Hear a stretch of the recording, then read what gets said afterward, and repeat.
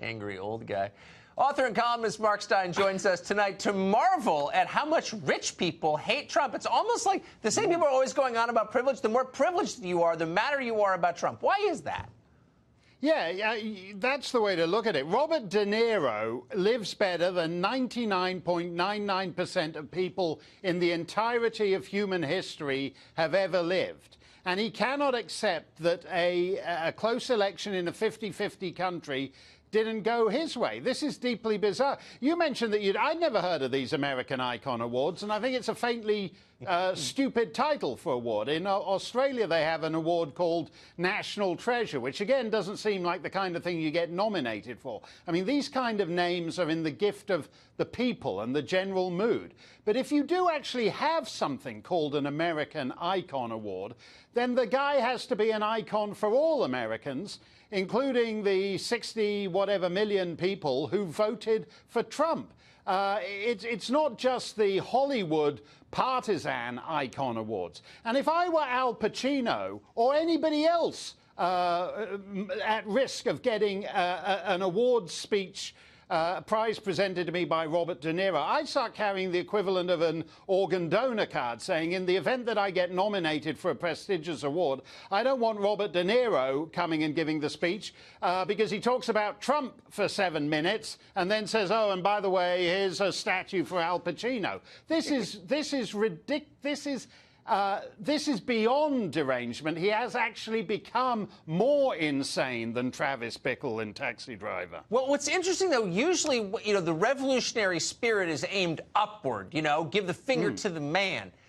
In the last 2 years, you've watched this parade of, again, the most privileged people in our society shouting down at Trump's voters. Yeah. Damn you, working-class Americans. You must be quiet. How dare you speak? Has there ever been a revolution aimed in this direction, down? Well, no, I think that's what it's interesting. It's a worldwide phenomenon in some ways. The elites rising up against the masses. But I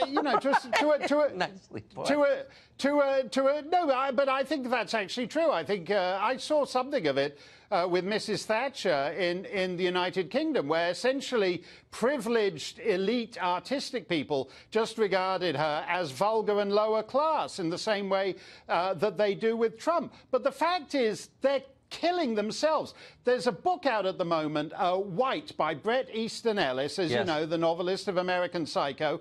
He voted for Hillary. He's gay. He's nobody's idea of a conservative or right wing, but he was dating this young millennial guy, and the young millennial guy went full Trump Derangement Syndrome and became impossible to live with. And that's the same situation. Would you want to wake up in bed with Robert De Niro every morning, boring on about Trump? He's actually, they shouldn't have American Icon Awards. They should have Best Cranky Embittered Grandpa 40 years past his acting best award, because he'd be a shoo-in for that. He'd definitely be in the running. Though I would argue there are some other contenders.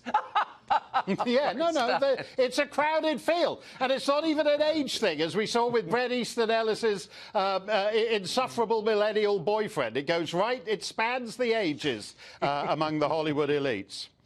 The great Mark Steyn. Thank you, Mark. Great to see you. Thanks a lot, Tucker.